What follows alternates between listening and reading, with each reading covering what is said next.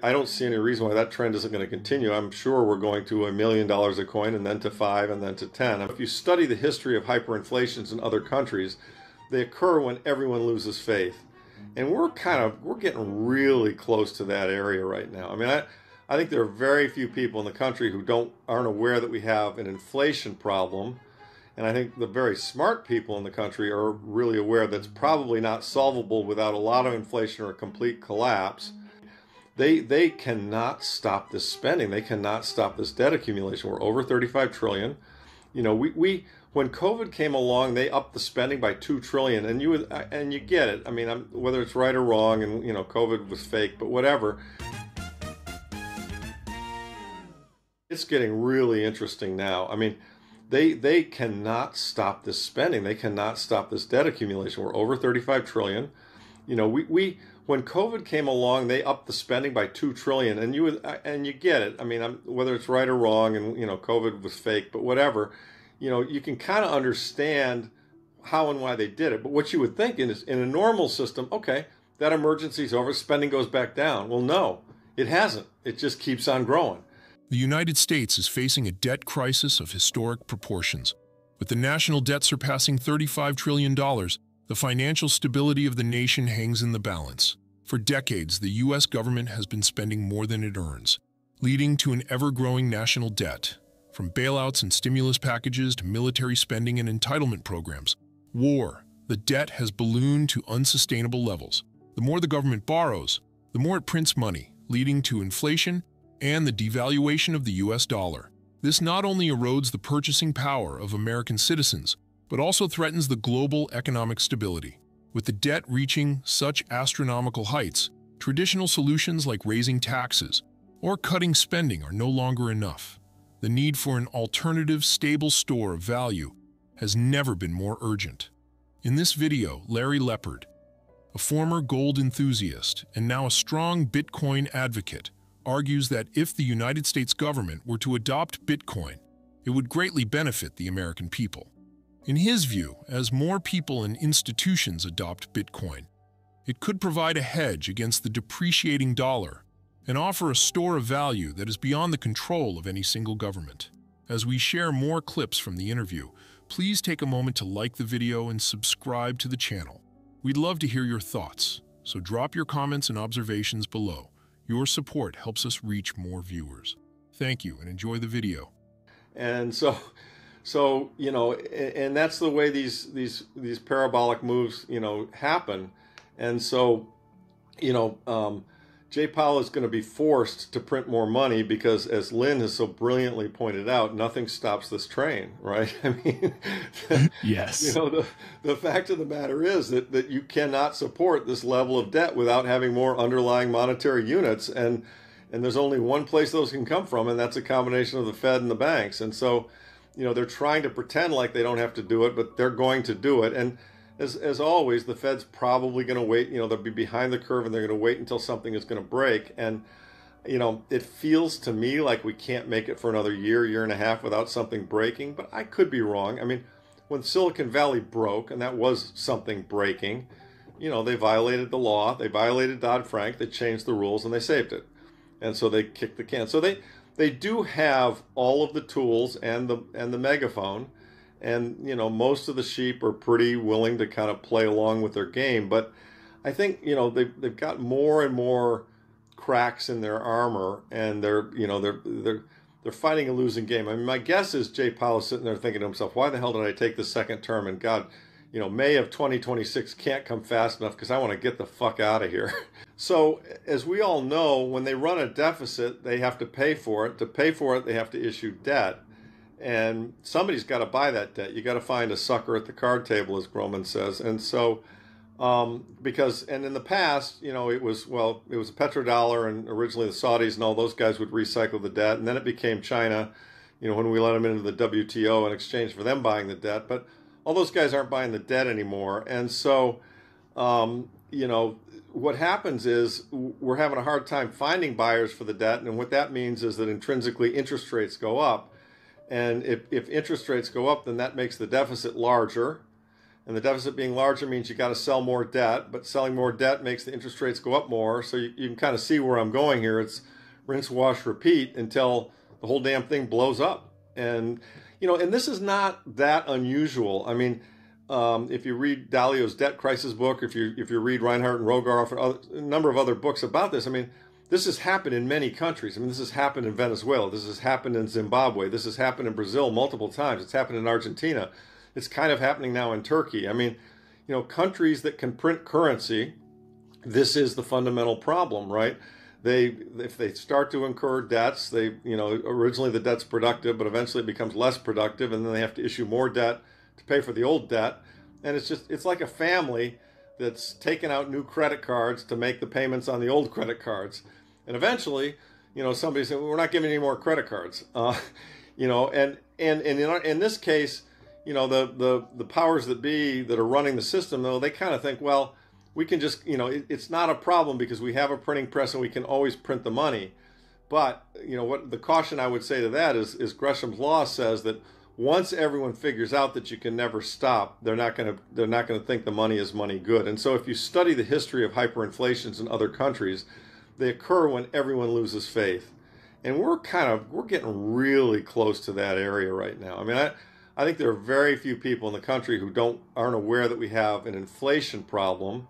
And I think the very smart people in the country are really aware that's probably not solvable without a lot of inflation or a complete collapse. I think there's some portion of the population that thinks, well, okay, fine, but I'll believe the narrative, it's going to get better. But here's the, I was trying to be an optimist earlier. Here's the pessimistic side of this. It's not going to really get better anytime soon. And in fact, there's going to be a real painful period here as it gets substantially worse, in my opinion, in the next 5 years. And, once you're in one of these things, you really can't get out. I mean, I think we had crossed the event horizon. There was a time, there's a time to turn back. I mean, in 2008, some people say to me, well, hey, Larry, what would you have had them do in 2008? I mean, come on, if they hadn't done it, the whole system would have collapsed, right? I mean, the ATMs wouldn't work. I mean, and that's the game the bankers always play, right? They basically, they come at you, they put a gun to your head and they say, print more money, give me more money, or I'm going to blow up the system, right? I mean, and it really is kind of blackmail. And the Fed has been a blackmail artist since its inception. And so, here's how I would have handled it. I talk about this in the book too. Okay, fine. If that's the case, I want to be the negotiator for the government, all right?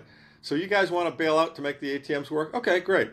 We're going to give you a bailout. We're going to protect all the depositors. We're going to make sure the ATMs work, all of that. But here are our conditions, and they're not negotiable. And if you don't accept them, we're going to let you all fail. You're going to give back 3 years of your salary and stock options. Your entire board of directors is going to resign. Everybody at a C-suite level and above, they're going to resign. And we're going to go out and we're going to recruit small-town bankers from all over America to come into J.P. Morgan and all these big banks. We're going to let them run it and clean it up. And all you guys are all fired. He's going to make this fiat money worthless. And, then the rest of us, the remnant of this country, the people who are the workers and the honest folks, we're going to rise back up and we're going to start transacting with each other and adding value. And we're going to use an honest currency to do it. And the most logical, honest currency with which to do it is Bitcoin. And that's what's going to happen. Yes, I mean, we've been calling for this for a while, but it's because you could just, it's a bet that's very highly probable in its outcome, but it's more difficult to predict in its time frame. But I would suggest to you that, in 71, there was a big inflationary burst of going off the gold standard. They got it back in the can. That kept it going for quite some time. Then 98, we had LTCM blow up. That was the first eruption. Then, we had 2008. That was a bigger eruption. Then we had COVID. That was an even bigger. So the contractions, if this is like childbirth, which you're familiar with now, the contractions are getting closer together, and they're getting larger in size. I mean, it took Bernanke, 7 years to print $3 trillion. It took Powell, 18 months to print $5 trillion. So, I mean, round numbers. I don't have exact figures, but the point is that, and I mean, everyone was bitching about Reagan's budget deficits in the 80s. I mean, they were 100 billion a year. We're running a deficit now that's 20x that. We're running a $2 trillion deficit annually. So, it's gotten larger and larger at scale. And, when it'll happen, I don't know. And I've been dead ass wrong about thinking it'll happen faster than it will, because I can definitely see what's going on. And perhaps I'll continue to be wrong and this won't get resolved till 2050. I certainly hope it goes faster. I mean, the fourth turning model would suggest that it's coming sooner.